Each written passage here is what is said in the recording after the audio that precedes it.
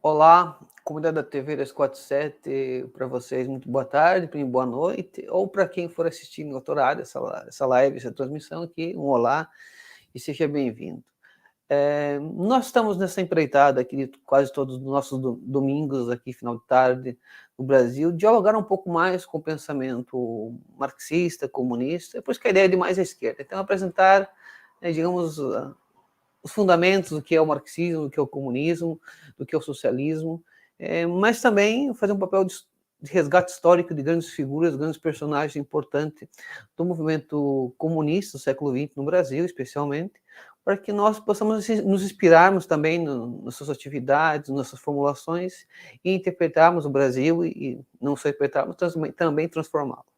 Então, no esteio desse objetivo que temos de traçar, é uma live em parceria com a Boitempo, no qual ela apresenta, aqui tem uma caixinha da coleção que atrás, assim, é a coleção Astrogildo Pereira. Então, por isso que o título dessa live é Quem é Astrogildo Pereira? E logo mais saberei um pouco mais com o historiador Fernando Garcia. Ele poderá contar um pouco mais sobre Astrogildo, mas eu quero apresentar os livros da Boitempo, e na descrição dessa live também está o link para quem quiser adquirir, que é Astrogildo Pereira e a formação do PCB. Astrogildo, União Soviética, Itália e Brasil, no qual ele comenta um pouco do fascismo, dos planos quinquenais da União Soviética, assim, e não vou comentar muito, o professor fará isso. O livro de interpretações também, acho que o grafismo está belíssimo, o livro. Isso aqui é só um conjunto de crônicas que ele escreveu, que é surgiu pela crítica impura, e também tem essa grande paixão também, que era Machado de Assis, que é belíssimo, assim. Eu que gosto de literatura, fico fascinado. E também temos aqui a biografia do Martírio César Feijó, do Revolucionário Cordial, que conta um pouco a história de Astrogildo Pereira. Então, sem mais delongas aqui, vou chamar o nosso convidado para dialogarmos um pouco mais sobre quem é Astrogildo Pereira. Mas antes de mais, muito obrigado, Fernando, por estar disponível esse domingo à tarde. Eu gostaria que pudesse se apresentar um pouco mais aqui para o pessoal do 247. Quem é o Fernando também? Antes de falar do Astrogildo, quem é o Fernando? Acho que é importante. Não sei se é a primeira vez que aparece por cá, mas seja bem-vindo. Obrigado, Carlos. Obrigado por esse convite. Eu acho que um domingo à tarde é um bom momento para a gente falar de Astrogildo Pereira, porque, como diz o título do Martim César Feijó, ele é um homem cordial, e cordialidade é um pouco que está faltando nesse mundo, né? E acho que é uma grande inspiração, Astrogildo. Meu nome é Fernando Garcia, eu sou historiador, mestre em História Econômica pela USP, trabalho a história do Partido Comunista do Brasil já há um bom tempo, coordeno o Centro de Documentação e Memória da Fundação Maurício Grabois, e estou nessa equipe que coordenou essa caixa, essa coleção, né, de 6 livros, 5 do Astrogildo Pereira e a biografia de Astrogildo pelo Martim César Feijó, que está na sua 2ª edição. Então, acho que, para começar, é um pouco isso. Você apresentou aí os livros, né? É um panorama muito, muito bacana que a gente tem dessa figura Astrogildo Pereira, que nasceu na grande Rio de Janeiro, né? Em 1890. Na verdade, a gente está falando desse homem, esse Astrogildo Pereira, por conta de algumas efemérides, né?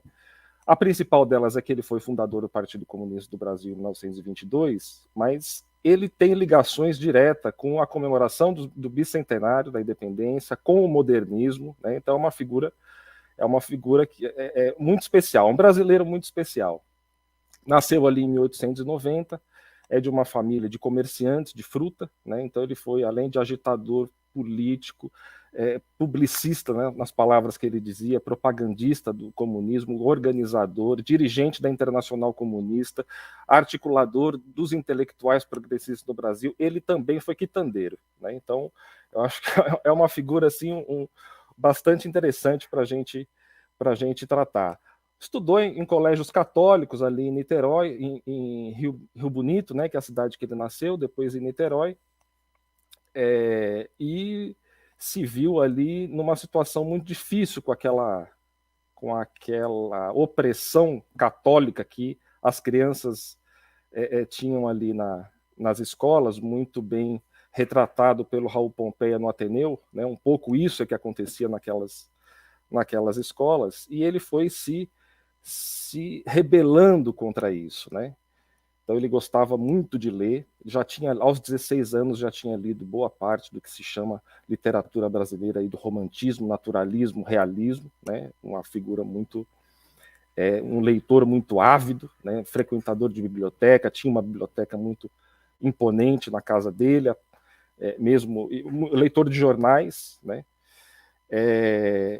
Teve um aspecto aí com o Machado de Assis, eu já conto, mas ele se envolve na eleição de 1910, que tem Hermes da Fonseca de um lado e Rui Barbosa do outro. Hermes da Fonseca, sobrinho de Deodoro da Fonseca, né, um militar, né, um marechal, Hermes da Fonseca.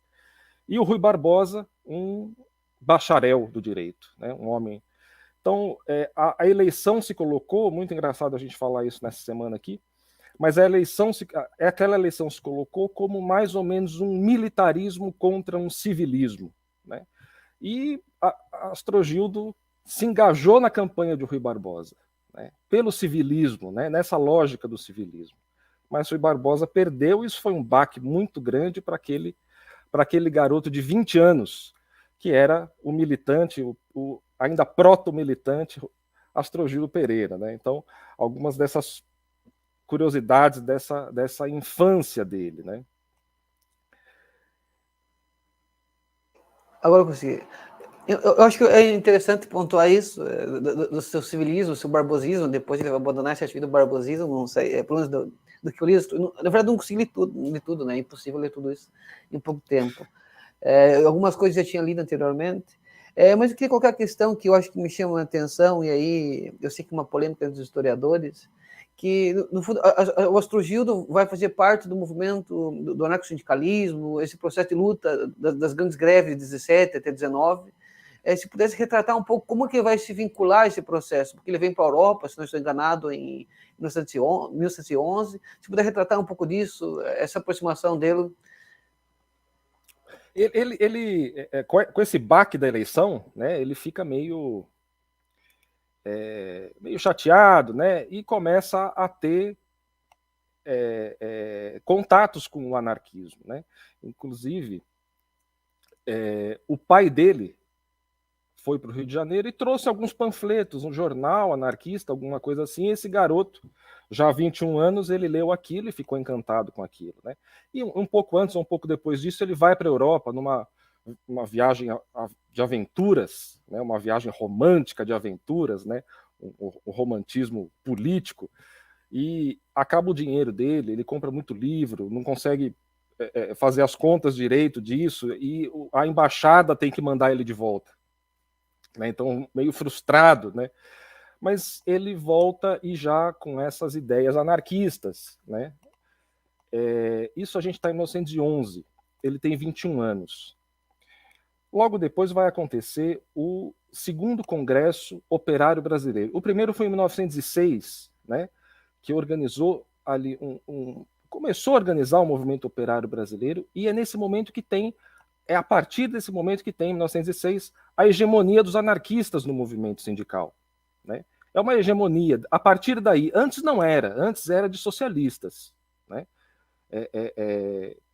Manuel Bonfim, Silvério Fontes, que depois vai ter contato com Astrogildo mais tarde, mas e tem o segundo congresso de 1903. Se a gente pegar o jornal A Voz do Trabalhador, toda a organização é centralizada no Astrogildo Pereira, um garoto de 22 para 23 anos. Edgar Leão Errou, Hélio Oiticica, tem uma grande confiança nesse rapaz, porque ele vem, né, muito estudioso, escreve muito bem, né, e muito engajado. Né? Então ele é uma das principais figuras, aos seus 22 anos, no segundo Congresso Operário Brasileiro, 1913. Né? Isso aí a documentação mostra, a biografia do Marcio César Feijó também.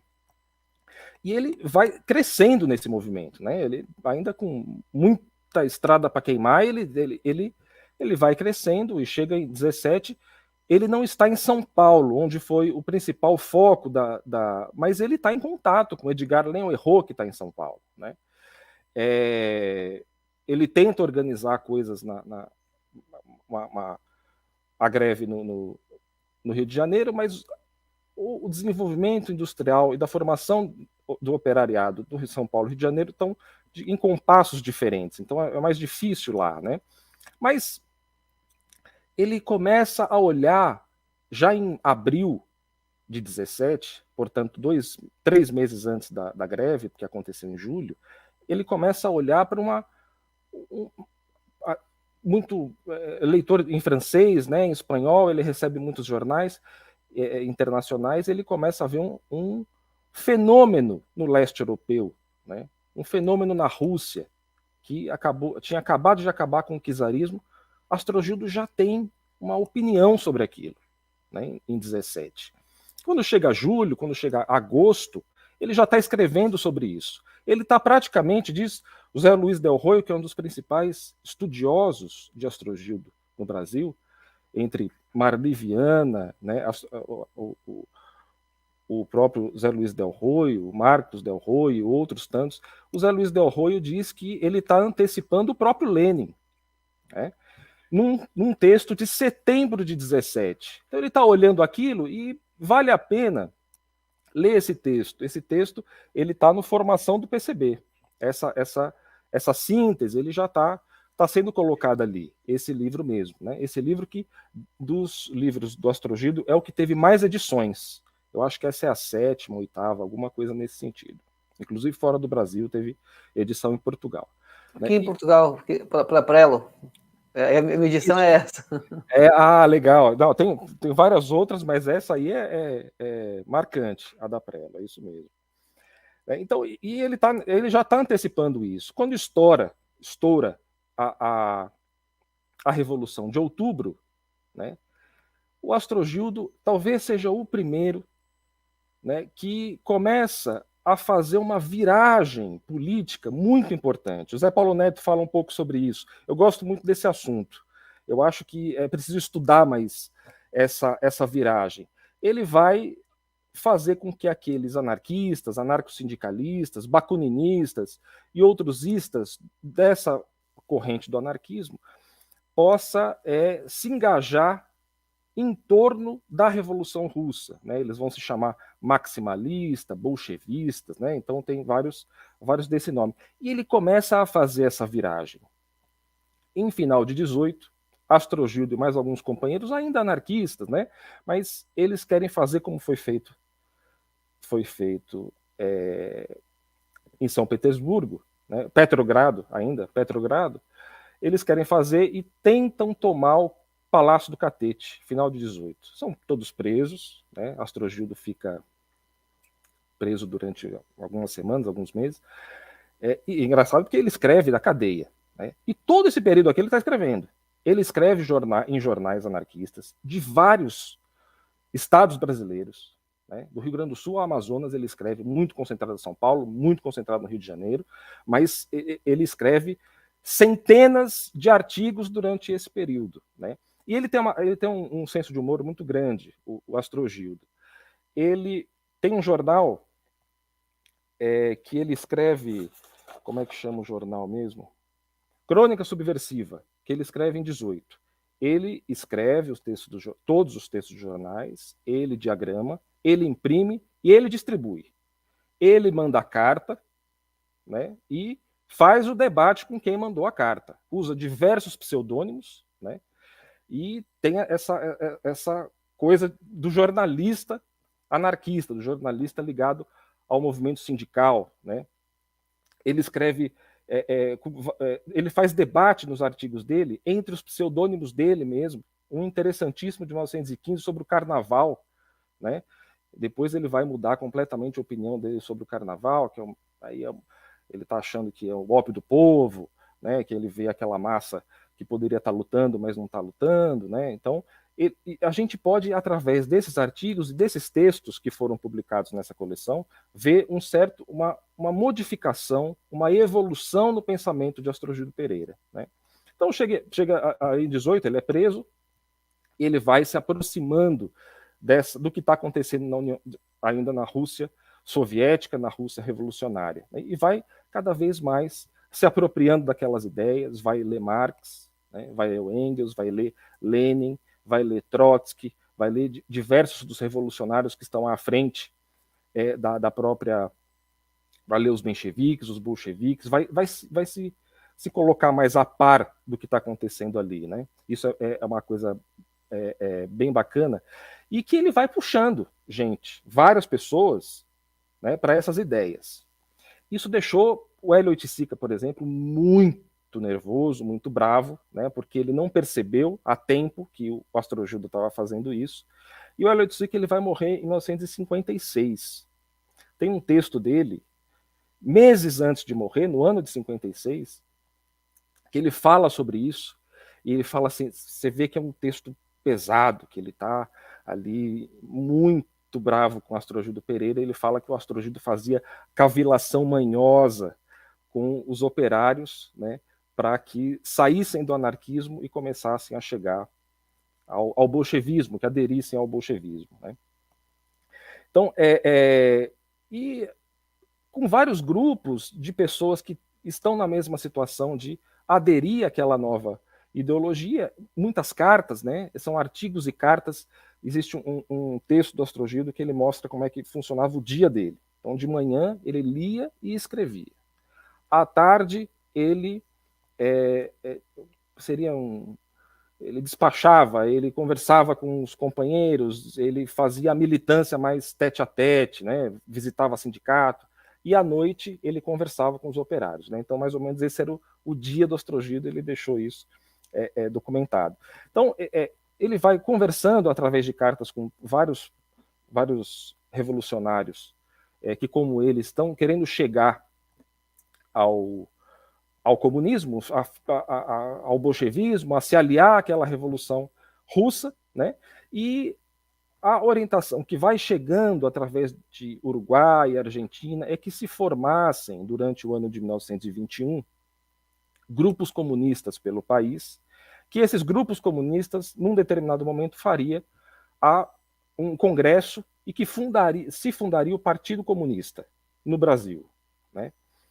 E foi assim feito, durante o ano de 21, essas articulações todas, né? No início de 22, em janeiro, ele lança uma revista chamada Movimento Comunista. É uma revista muito importante do ano de 22, mostra ali os detalhes, o que se pensava, como se pensava, ainda com assim, os dois pés no anarquismo, né? Eles não haviam entendido ainda o que era o marxismo, né? Muito natural isso, mas é muito legal de ver que eles vão mudando as palavras, né? Eles vão migrando de uma ideologia para outra, e em março de 22, que fez agora 100 anos, houve uma parte no Rio de Janeiro, uma parte em Niterói, a fundação do Partido Comunista do Brasil. Ali, né, Astrogildo é o principal articulador disso, mas ele entendeu que era bom deixar um outro na frente, né? Um outro como secretário-geral, e fica Abílio de Nequete. No dia seguinte do Congresso, o Congresso de 25 a 27 de março, no dia 29, né, Abílio de Nequete e Astrogildo Pereira mandam uma carta para a Internacional Comunista, dizendo o seguinte: fundamos o Partido Comunista do Brasil e gostaríamos de nos chamar Partido Comunista, Seção Internacional, Seção Brasileira da Internacional Comunista. Gostaríamos de nos chamar. É assim que vai. O primeiro estatuto vai ser registrado como centro do Partido Comunista do Brasil, porque não podia ter partido, a legislação não permitiria ainda, né? Então é um centro, é como se fosse uma ONG, né?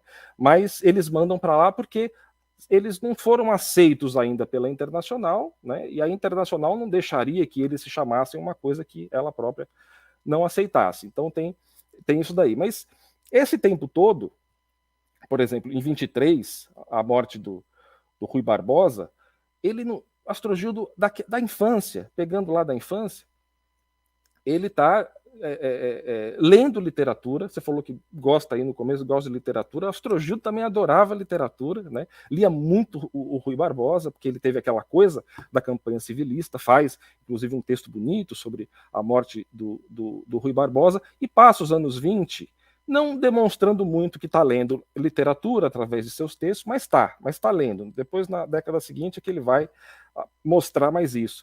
Mas ele é uma figura que gostava tanto de Machado de Assis, que ele estava acompanhando a situação de saúde pelos jornais a situação de Machado pelos jornais, né? Os jornais, se a gente for ver lá hoje, tá dizendo, né? Os jornais, olha, o velho do Cosme, o bruxo do Cosme velho está doente, né? Está com uma situação difícil de saúde, já está com tal idade, né?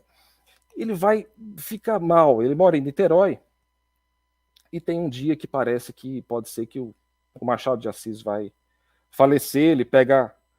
Ele pega a condução, vai até o Rio de Janeiro, né? Vai até a casa do Machado de Assis, bate na porta e lá Euclides da Cunha recebe ele, né? E ele vê ali que estão ali os principais escritores do país que moram no Rio de Janeiro, estão ali, né? Então é José Veríssimo, Euclides da Cunha, entre outros, e o Euclides da Cunha pergunta, ele está com 1908, né? Setembro de 1908, ele está com 17 para 18 anos. Quem é você? Ele fala, olha, ninguém aí que está aí me conhece, né? Eu não conheço vocês pessoalmente, nem o dono da casa, né? Mas eu gostaria de saber como que está o Machado de Assis, né? O autor. E ele entra. E causa um burburinho, porque tem algumas mulheres ali que ajudam o Machado, é uma casa, é um sobrado, mas o Machado já não pode mais subir as escadas, ele tem que ficar ali na parte térrea, num quarto improvisado que foi feito ali para ele, e o Machado ouve aquele burburinho de um estranho e pede, não, deixa ele entrar. Então, Astrogildo chega aos pés da cama do Machado, né, ao lado da cama, pega a mão do Machado, dá um beijo, né, devolve a mão e sai. Né? O Euclides da Cunha perguntou o nome dele, né? Parece que ele até disse o nome, mas no dia seguinte, na manhã seguinte, na tarde seguinte, o Machado de Assis falece, né? E o Euclides da Cunha escreve um texto chamado A Última Visita. Esse texto foi assim, uma sensação. Só que não diz o nome do Astrogildo. Né? Então, 1908, isso, voltamos lá para 1908. E passam décadas antes essa é a casa do Machado, né? Então ali tinham vizinhas que ajudavam, né? Ele passa pelo portão, bate a porta. O Euclides da Cunha, muito detalhista, fala, são batidas tímidas, né? Parece que ele tinha batido antes de todo mundo ouvir, porque eram batidas tímidas. Ele entra, tem esse episódio, sai, o Machado morre, o Euclides da Cunha escreve A Última Visita, e um texto badaladíssimo na época, né? Vários jornais publicaram esse texto, né? Um texto conhecido hoje, também está publicado em vários lugares, se não me engano, também está aqui, está com certeza no livro, pelo menos no livro, está no Machado de Assis, e acho que tem um bom trecho, ele inteiro, na biografia que o Martim César Feijó fez também. Então, isso tudo antes da campanha civilista, né? Esse amor pelo Machado de Assis. Ele não conta para ninguém que foi ele. Né? Só em 1935, 1936, que uma grande amiga dele, Lúcia Miguel Pereira, né? É a primeira grande biógrafa do Machado de Assis, é que nas últimas linhas de um livro de quase 300 páginas, revela que o menino que o Euclides da Cunha havia falado, né, que da última visita, era Astrogildo Pereira. Né? E assim, eu coloco aqui com uma certa ênfase, né, essa solenidade toda. Ela não foi nada solene, ela já colocou ali, rapidinho, pronto, e acabou. Lúcia Miguel Pereira vai ser amiga de Astrogildo até o final da vida, esposa de Otávio Tarquínio de Souza, a quem ele dedica um dos livros, acho que Interpretações. Né? Otávio Tarquínio de Souza é um historiador que escreveu biografias Nesse daí, ele dedica interpretações ao Otávio Tarquínio de Souza. Ele escreveu várias biografias dos articuladores da independência, né? E morre em 59, os dois morrem num acidente de avião após a defesa de doutorado de Sérgio Buarque de Holanda. Né? E quando Astrogildo sabe disso, ele escreve um texto também todo emocionado, né? Lá em 1959. Se pudéssemos agora, acho que aprofundar um pouco mais, já pincelou como que foi o processo de fundação, porque eu falei que era uma polêmica, alguns historiadores vão trabalhar que o Partido Comunista surge tanto por causa do processo da Revolução Russa, que vai virar a ser a União Soviética, mas também pela própria crise do anarquismo no Brasil. Não sei se como acompanha essa tese, eu sei que é uma polêmica sobre ela. E depois, acho que falar um pouco mais já dos 100 anos aí do Partido Comunista do Brasil, o brasileiro, porque eu acho que é importante demarcar o papel histórico também desse partido, que é a construção dele, até chegarmos, assim, o processo de saída ou foi forçada a saída do Silvio Pereira do PCB. Esses são os anos 20, né? Eu acho que os anos 20, eles já são as dores do parto de um novo momento, né? É a crise do café aqui no Brasil, né? Na Alemanha tem uma crise grande, que é a própria República de Weimar. Existe toda uma financiarização da economia norte-americana e mundial que leva, em 29, a uma crise de imensas proporções, a maior até então, né? A fascistização da Itália. Astrogildo, assim, nos primeiros momentos da subida de Mussolini, ele escreve sobre o fascismo e acerta, né? E ele funda esse partido, né? E esse é o secretário-geral, né?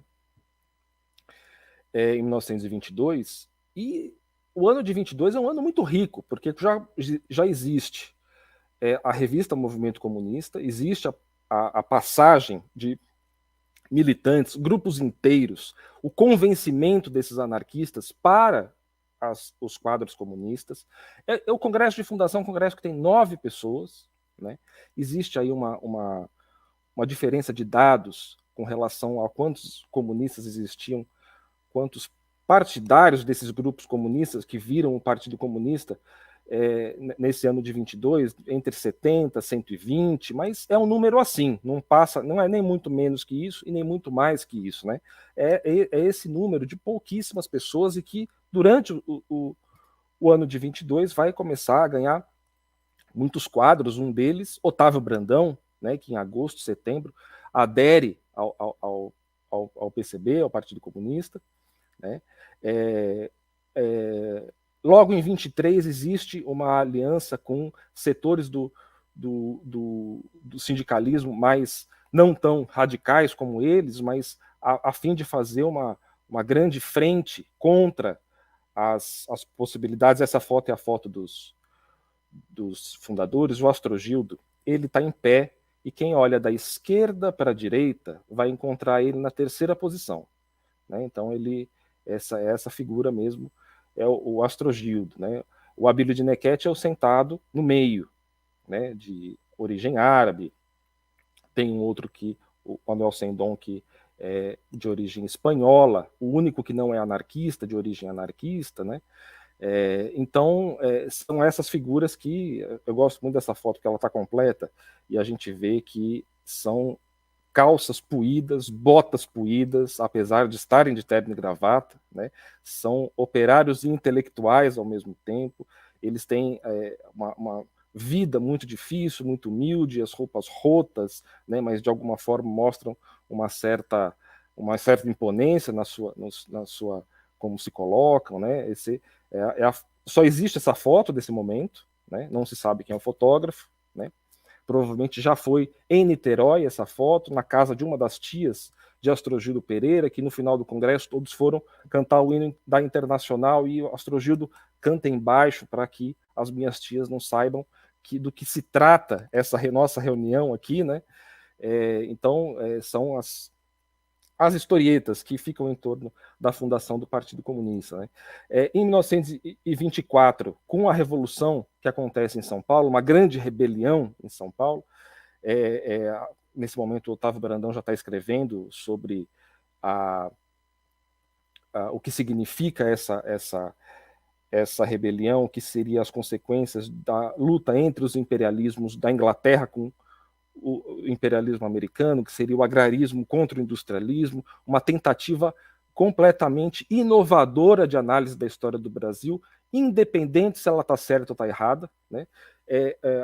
acho que a gente tem que jogar méritos por ela ser inovadora, né? No momento de inovações múltiplas, né? Seja ela no tenentismo, no modernismo, o comunismo é uma própria inovação que está se inovando e não para de se inovar, né? Cada vez com mais novidades.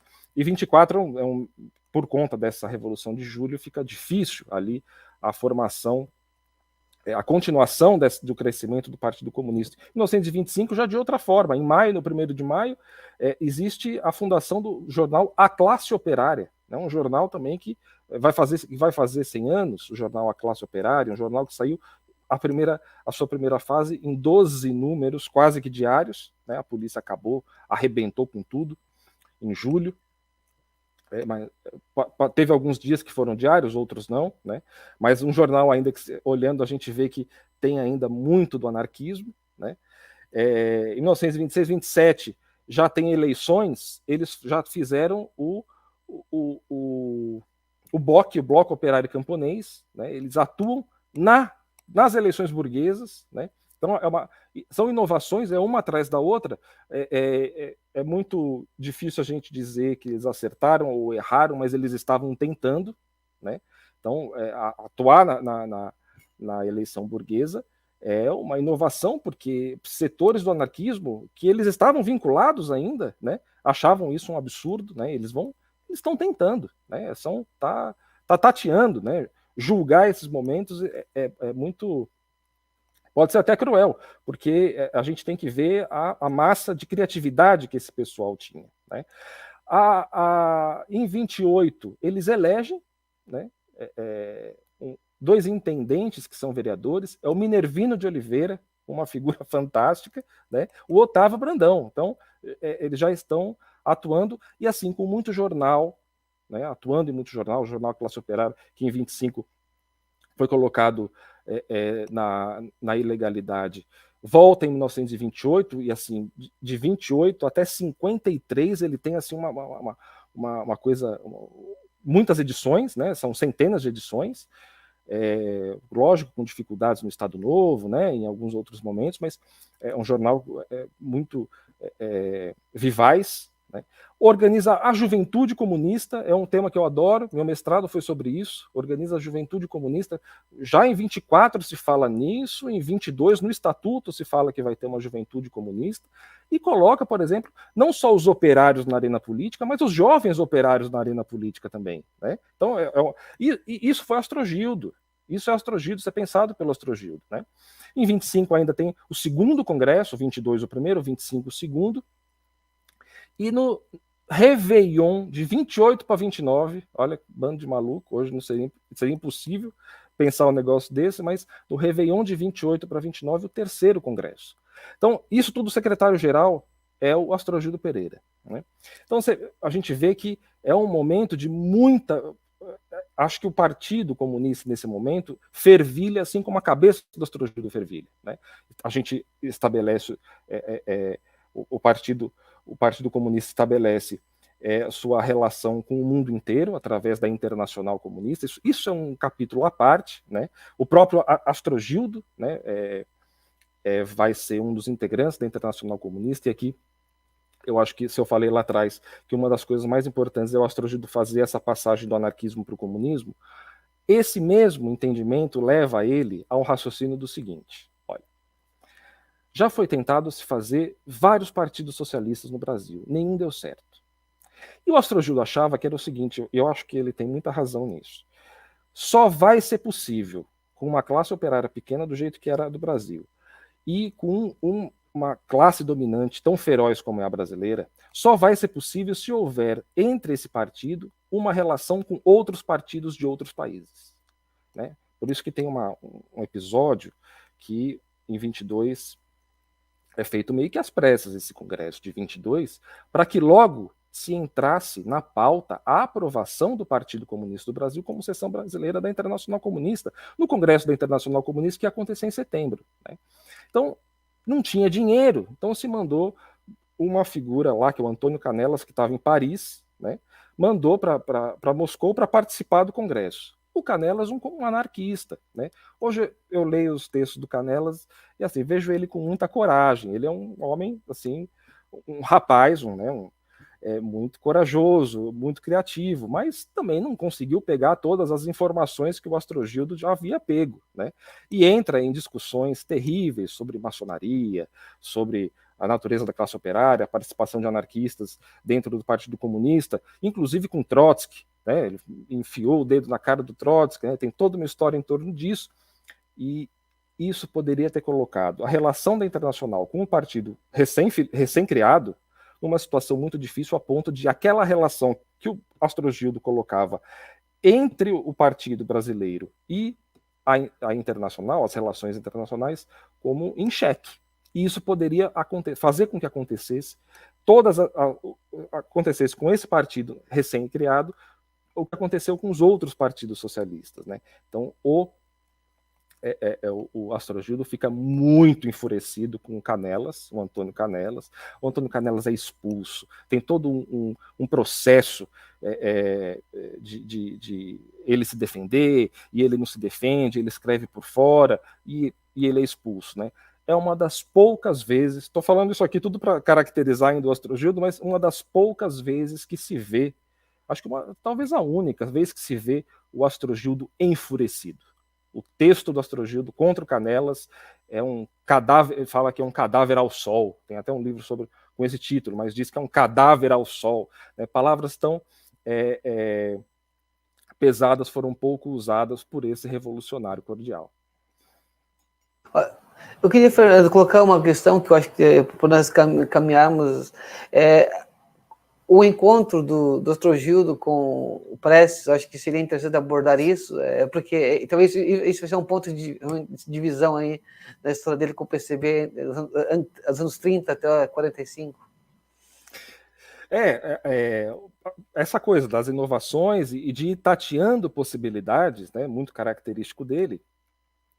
Em 1926 ainda, né, Astrogildo, um ano e pouco depois do segundo congresso, propõe ao partido faz uma proposta muito inovadora. Desde 24, a coluna de Miguel Costa e Luiz Carlos Prestes estavam andando pelo país, né, contra o governo de Arthur Bernardes, e o país em estado de sítio, né, as eleições eram eleições roubadas, né, um grande acordo, fake, diria-se hoje, e aquela coluna que passou pelo país inteiro, que é uma epopeia, a maior marcha da humanidade, que nunca, invicta, nunca perdeu nenhuma batalha, fez do exército brasileiro gato sapato, sai para a Bolívia, né, em 27, 26. Sai para a Bolívia. E o Astrogildo olha para aquilo e fala assim: olha, Partido Comunista, né, companheiros, camaradas, a gente precisa trazer esse cara para o nosso lado, né? Ele é uma figura muito popular, ele não está contra o comunismo, nós temos muitos pontos em comum, talvez haja alguma diferença. E o Astrogildo é enviado para lá, né? Ele faz um acordo lá com o jornal À Esquerda, né? E é enviado para lá e passa dias conversando com o Prestes. Leva uma mala de livros marxistas em português, os poucos que tinham, espanhol, francês, né? Uma mala de livros, isso todo mundo fala, né? O Miguel Costa Filho fala isso, o próprio Luiz Carlos Prestes, o Astrogildo, é uma mala de livros que logo que o Astrogildo volta, o Prestes devora aquilo tudo, né? E nos últimos dias do ano de 1926, o Astrogildo faz um relato em forma de entrevistas, como eram as entrevistas da época, né, que não eram pergunta-resposta, é um relato, um texto corrido, né, desses dias que ele passou com Luiz Carlos Prestes, né, e é publicado. São 3 ou 4 edições que são publicadas a entrevista de Astrogildo com Prestes. E isso faz uma primeira aproximação dos comunistas com os tenentes, né, que vai ser muito importante para os para as próximas décadas, né, vai ser muito importante essa aliança. Num primeiro momento, não há assim, grandes aproximações, mas na cabeça do Prestes já está um pouco trazendo aquele filme O Velho, a fala do Miguel Costa Filho, de que, a partir daquele momento, o Prestes define o mundo entre burgueses e proletários. Né? Então, existe uma forma de organizar os livros lá na Bolívia de forma burguesa, existe a proletária. Né? Tem um pedacinho da fala do Miguel Costa Filho que mostra um pouco isso.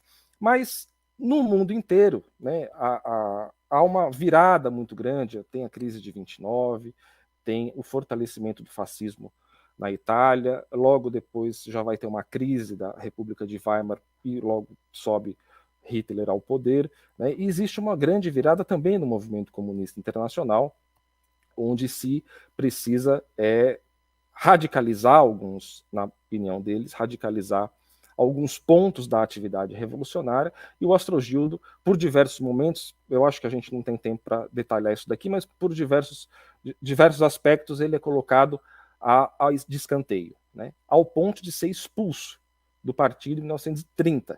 Né? E até agora, assim, a gente falou de 1890, o nascimento dele, até 1930, são 40 anos. Ele não escreveu nenhum livro. Desses livros todos que você mostrou, Carlos, nenhum saiu nesse período aqui. Né? Esse período também vai ser muito importante para a formação intelectual, política de Astrogildo, que vai gerar todos os outros livros. Mas, por exemplo, o União Soviética, Itália, Brasil, ele vai falar do que é o socialismo, a construção do socialismo na União Soviética, né, do ponto de vista da estrutura disso. Porque se falava muito do ponto de vista simbólico. Né? Então, é um texto meio árido, por conta de muitos números e tudo mais, de tabelas, mas ele está falando do ponto de vista da estrutura. São os números, acho que é a partir daí, talvez a partir de Astrogildo, que a gente entende aquelas cifras das revoluções, né, que vai acontecer na União Soviética, depois acontece na China, acontece em Cuba, Vietnã, aqueles números de queda de analfabetismo, aumento de produção de aço, siderurgia, ferrovia, eletrificação, ele está mostrando aí. Porque até então se falava muito do ponto de vista simbólico da Revolução. Né? Derrubou o czarismo, derrubou a burguesia, mas está construindo o quê? Como? O Astrogildo passou um ano, 1929 inteiro, na União Soviética, né, por conta ele ser do comitê executivo da Internacional, né, e ele está lendo aquilo ali. Logo depois tem o texto da Itália. Da Itália, ele vai mostrar, ele faz uma resenha, é uma grande resenha de um livro de um cara chamado Georges Valois. Esse Georges Valois é um francês fascista, né, que fez legiões fascistas na França e foi chamado pelo Mussolini. Mussolini, puxa, tem um cara bom aí Essa é a primeira edição, essa que você mostrou primeiro, da Boitempo, é a terceira, essa daqui é a primeira, né? Então, e tem até, no final, tem até uma pequena piada que ele conta sobre esse livro. Mas na Itália, esse Valois, convidado pelo Mussolini, vai lá e fala, tem uma decepção, né? Esse Mussolini vai acabar com a Itália. Ele volta e escreve um livro. Esse texto do Astrogildo é a resenha desse livro. Vai mostrando as milícias ferroviárias, as milícias rodoviárias, as milícias que ficam batendo em gente em Roma, né? Pequenos bandos de delinquentes. Né? E é um texto muito... E o Brasil, e aí ele fala sobre a Revolução de 30 e os desdobramentos da Revolução de 30, é tudo muito ainda confuso, mesmo para o Astrogildo, talvez até para o governo provisório daquele momento, mas ele vai falar ali sobre os desdobramentos da... Então ele escreve esse livro, Os Desdobramentos da Revolução de 30. Ele escreve esse livro fora do partido. Agora ele tem a maior deferência ao Partido Comunista, à União Soviética, ao marxismo, ao socialismo sendo construído naquela Rússia revolucionária. Né? Então ele é um cara muito leal. Ele falou, eu criei esse negócio é o futuro da humanidade, né?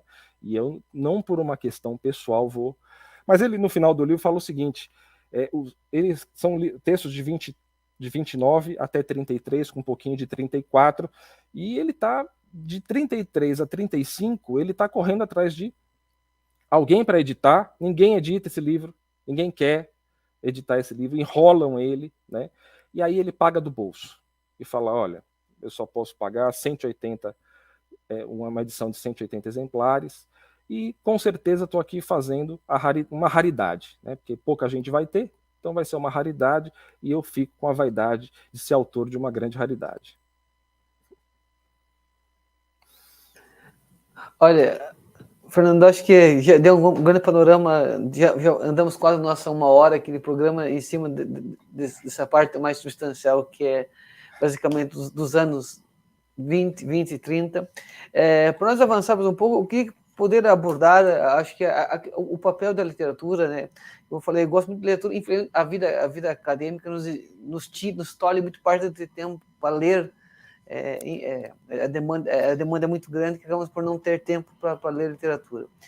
E eu queria, deixa eu agora um pouco, interpretações tem um bocado disso, o Zé Paulo vai dizer que é um jeito mais sociológico da literatura, do Plekhanov, e pudesse explicar para nós um pouco mais como ele pensava a própria política cultural, a literatura, essa preocupação que ele tinha em ser acessível ao grande público, de apresentar grandes autores. Eu acho que se pudesse caminhar nesses últimos nossos 15 minutos aqui, seria abordar um pouco mais essa questão.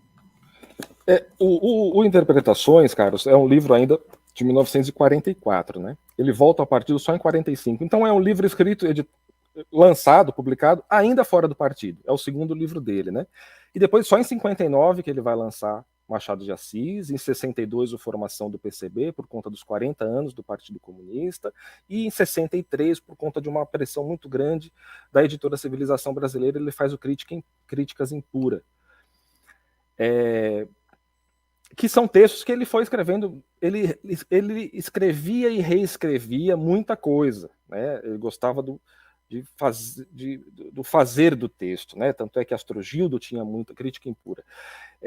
Astrogildo, o Graciliano tinha muita referência nele, eram amigos. Tem um texto sobre Vidas Secas, no próprio Interpretações, se não me engano, Interpretações, que é fantástico, né? Mas o que escreve, o que é importante dessa parte da literatura ainda em 1944? Ele está fora do partido, né? Ele, inclusive, foi chamado para a fundação da UDN, né? Mas ali não teve muita conversa. E alguns textos que ele escreveu nos últimos anos, antes de 44, são publicados nesse livro Interpretações. A editora, se não me engano, eu tenho aqui, ó, a primeira edição, primeira e única até essa edição da Boitempo, né? É a Casa do Estudante Brasileiro, de 1944. Né? Então, aqui, Astrogildo Pereira. Né? Ele escreve um texto em 39, né? Talvez seja um dos textos mais importantes desse. Vou falar de dois deles. Machado de Assis, romancista do Segundo Império. Né? Esse texto sobre o Machado, ele vai mostrar que, acho que já estava, é de 1939 o texto, né? Quando o Machado faz centenário, né? Fez o centenário dele. E o Astrogildo escreve sobre isso, mesmo vendendo bananas, né? Porque ele estava tocando a quitanda da família depois que ele saiu do partido, que ele foi expulso. Ele lançou o livro em 35, né? E continuou a vida dele de quitandeiro, mas também de leitor. E crítico literário. Então ele escreve esse texto sobre o Machado de Assis, que ele vai mostrar que o Machado de Assis fala de política o tempo todo.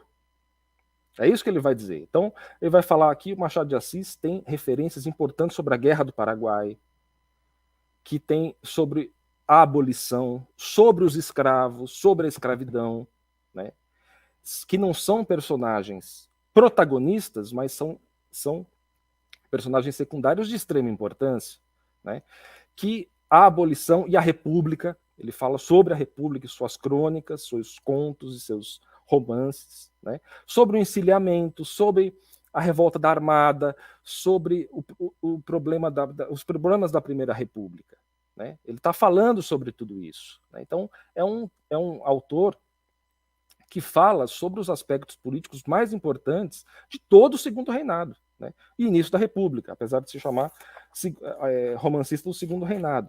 Então ele vai tratar aqui de vários aspectos disso. Um outro texto, que é a sua outra pergunta, ele escreve também aqui nos anos 40, durante a Segunda Guerra, talvez quando alguns tinham já achado que o nazismo poderia tomar o mundo, de fato, talvez antes de Stalingrado, posição e tarefas da inteligência. Esse é um texto que, inclusive, a revista Temas, nos anos 70, republicou, né, de tamanha importância que é um texto desse, numa época de arbítrio. Então, no Brasil era o Estado Novo, no mundo era o nazismo, né, e a posição e as tarefas da inteligência, onde ele coloca a importância de os intelectuais se engajarem na transformação, se engajarem no que hoje a gente chamaria da luta pela democracia, de se engajar pela diminuição das desigualdades sociais, de os intelectuais não serem a parte dessa vida real, dessa vida material da sociedade, né? Então, e ele vai puxando isso de Gonçalves Dias. Desde Gonçalves Dias e vai trazendo para todo o período do Império, acho que chega até no início da República, os grandes intelectuais que fizeram isso, né? Então, e colocando, como quem vai dando uma materialidade de alguns pontos, alguns aspectos, alguns comportamentos da intelectualidade brasileira, né? E na história, né? Então ele é um grande materialista histórico, vamos dizer assim, né? Ele coloca esse materialismo histórico para analisar Machado, para analisar a ação dos intelectuais, né? E ali naquele momento de Estado Novo, de ascensão do nazismo. Nesse momento, problemas financeiros e tudo mais, ele vai escrever no jornal, na revista Diretrizes, o jornal Revista Diretrizes, né? E escreve muitos textos ali, que são importantíssimos, né, e que dá sustentação para ele. E em 45, com o fim do Estado Novo, com o fim da guerra, com a vitória dos aliados, ele volta ao Partido Comunista. Tem um texto, não está publicado em nenhum desses livros, tomara que um dia alguém publique, né? Eu e um grupo de pessoas fazemos um esforço danado para mapear os textos de Astrogildo Pereira. Já são mais de 1000, né, fora esses já publicados pela coleção. E em 45 ele faz uma autocrítica pesadíssima, né, sobre si mesmo, autocrítica, né? E volta para o partido e vai ser um articulador de intelectuais, é um articulador da Associação Brasileira de Escritores, que tem os seus congressos, e ele é uma das figuras principais ali. Inclusive no congresso de 45, o Oswald de Andrade, do palco, aponta para ele e fala aqui: eis o garoto que beijou a mão de Machado de Assis. É aplaudido, né? Isso sai na imprensa da época, tudo mais. Nos anos 50 ele vai fazer a mesma coisa, ele tem colunas de resenha, que é o que gera muito esse trabalho dele intelectual, colunas de resenha nos jornais, em Tribuna Popular, Imprensa Popular, né? Novos Rumos, já nos anos 60, né? E ele faz esse trabalho de costura dos intelectuais, ele vai pautando os intelectuais comunistas, não só os comunistas, né? Porque ele tem amizade com muita gente, Ele, quando é preso em 65, 64, 65, muita gente se mobiliza, porque ele está muito velho já, né? Está doente, ele está preso, né? E querem saber se ele fundou o Partido Comunista. Ele fundei o Partido Comunista, né? Inclusive, quando ele sai de lá, ele fala para Inês, a mulher dele, eles estão querendo fazer uma pesquisa sobre a fundação do Partido Comunista. E eles têm um método muito interessante de prender a fonte e deixar a fonte lá e ficar fazendo perguntas, né? Quem conta isso é o Leandro Konder. Um dos pós-fácios aqui, ele conta isso. É muito interessante esse episódio, né? Um cara de muito bom humor, né? Outras dezenas de passagens, mas quem ajuda a tirar ele da cadeira é o Carlos Lacerda, em 65, né? Então assim, da esquerda à direita, muito respeito, né? Tem o texto do Florestan Fernandes sobre ele, o texto do Nelson Werneck Sodré sobre ele, e muito respeito com o Astrogildo, por um cara que foi cordial com todos, né? Em momentos difíceis do Partido Comunista, ele sempre tem uma palavra uma palavra serena, né, equilibrada, uma pontuação, um apontamento importante, mas que não entra em dificuldades. Os anos 50 foi de muitos abalos no Partido Comunista, e ele está sempre ali, cordialmente, né, tentando fazer com que aquela obra dele, que é o Partido Comunista, mantenha a linha e com as suas tarefas revolucionárias de defesa da democracia, da nação e contra as diferenças sociais no Brasil. Fernando, para nós encaminharmos aqui para o encerramento, se pudesse sugerir aqui, você já fez alguma sugestão de textos, assim, rapidamente, nas interpretações, falou 2 textos que seriam, assim, seminais. Se puder sugerir mais alguns textos, assim, ou a obra toda, assim, para quem estuda a história do comunismo no Brasil, não tem como não ler esse livro, né? Eu acho que é indissociável, mas se puder indicar, se tiver à vontade, para a nossa comunidade talvez queira buscar, assim, porque muitos textos estão publicados já. Olha, a gente está falando aqui de uma coleção da Boitempo, né? A Boitempo tem uma revista, vou fazer uma pequena propaganda aqui, a Margem Esquerda, e o seu número 39 traz um documento do Astrogildo. Essa é uma indicação que eu deixo de leitura também, que o texto chama O Centenário.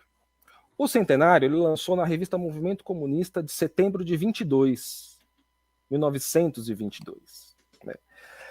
E ele diz ali o seguinte, que a burguesia está fazendo as comemorações do centenário da independência, mas que os trabalhadores não estão alocados nessas homenagens, né? Mas que em um século, no século XXI, ele diz, a verdadeira independência do Brasil virá através de uma revolução. Né? Então, eu acho que é uma forma de ver que o Astrogildo dialoga conosco hoje. Ele dialoga conosco hoje, ali durante os primeiros momentos após a fundação do Partido Comunista do Brasil. Eu acho que crítica impura, para quem estuda, você falou, para quem estuda a história do comunismo no Brasil, é pegar os textos de movimentos sociais, por exemplo, movimento sindical no Brasil. Esse texto é um texto já se tornou clássico, né? Como ele analisa a China, é um livro do Osni Duarte Pereira, que ele faz uma longa resenha importantíssima, né? Também eu acho que é uma forma de ver como que o Astrogildo vê as revoluções, os movimentos revolucionários, a nota sobre o Manifesto Comunista, eu acho que é primoroso também. O texto sobre a tragédia do Sacco Vanzetti, que é um livro que saiu pela civilização brasileira naquele momento, e ele fez uma resenha. No Machado de Assis, romancista do Segundo Império, mas também, deixa eu ver se eu acho aqui, o pensamento dialético e materialista, que ele vai ver isso em Machado, né? Aqui está a Última Visita também. Machado de Assis é nosso, é do povo, também é muito importante esse texto. Olha, a biografia é fantástica, né? A formação do PCB, para quem estuda esse tema, todinho, porque ele vai falar da participação dos comunistas no jornal A Nação, ele vai falar sobre a classe operária, o bloco operário camponês. Estou vendo aqui, a gente fez toda a gente resenhou esse texto. O Partido de 19, que tenta fundar um Partido de 19, notícias do primeiro congresso, né? Ele tem notícias do terceiro congresso, notícias do segundo congresso, né? Então eu acho que são textos bem bacanas. Olha, do União Soviética, Itália e Brasil, o da Itália. Da Itália, eu acho que essa resenha do Valois é muito importante. E a União Soviética, né? Quem for ler também a União Soviética, para ver que é uma revolução para além do símbolo, né? É estrutural, é o desenvolvimento, né, da União Soviética, são vários, eu acho que tem que ler a coleção inteira. Eu sempre pergunto, porque às vezes as pessoas vêm nos pedir assim, o que eu não tenho tempo, o que eu posso ler? Então, acho que dá algumas pistas, mas claro que o ideal que a gente tiver disponibilidade é ler a coleção toda, porque é bem diagramada. Olha, se é algo que a Boitempo faz, boas edições, mas a diagramação também é de excelente qualidade. Fernando, quero agradecer a tua generosidade de estar aqui num domingo à tarde, noite conosco. E se puder, não sei se alguém perguntou se você tinha canal no YouTube, coisa, se puder deixar alguma indicação, não, o pessoal pode consultar, acompanhar tantas produções científicas aí, pesquisa. Eu acho que seria interessante antes de finalizarmos aqui. Eu me correspondo por e-mail, garciadefaria@gmail.com. Né? Não tenho redes sociais. Mas eu gostaria de agradecer a Boitempo também. A gente fez uma equipe ali que sou eu, Fernando, a Ivana Jinques, editora, ela assim, se dedicou muito a essa comissão, o Lucas Maldonado e o próprio César Martim Feijó, que as nossas conversas elas foram muito ricas em torno disso. Eu acho que eu aprendi muito sobre Astrogildo Pereira na conversa entre eles, e eu acho que essas conversas elas foram muito importantes para deixar esse trabalho bem bacana do jeito que acabou sendo. Outras pessoas, como a Renata Coutrinho, o Zé Luiz Del Roio, que ajudaram muito com as fotos, por exemplo, lá do CEDEM, do arquivo do Astrogildo, que é um outro capítulo. Se alguém for ler a margem esquerda, tem a entrevista que a gente fez com a Marli Viana, e ela conta a epopeia do arquivo do Astrogildo Pereira e outras tantas coisas. E queria te agradecer também por abrir esse espaço para a gente poder falar desse grande brasileiro que foi Astrogildo Pereira. Olha, se puder repetir o e-mail aqui novamente, para o pessoal estar perguntando aqui, só para garantir que... Garcia de Faria, meus 2 sobrenomes, garciadefaria@gmail.com. Sim. Por coisa, o pessoal escreve por 247 aqui, por contato, nós indicaremos aí para contactar o Fernando. Então, muito agradecido. E, apesar de não ser autosseriano, eu levo muito a sério o que ele fala, que a luta de classe também na teoria e pela memória. Então, estamos aí a viver a memória desses grandes camaradas e comunistas. Comunidade TV 247, agradeço a todos. E até a próxima, até domingo que vem. Tchau, tchau. Fiquem bem.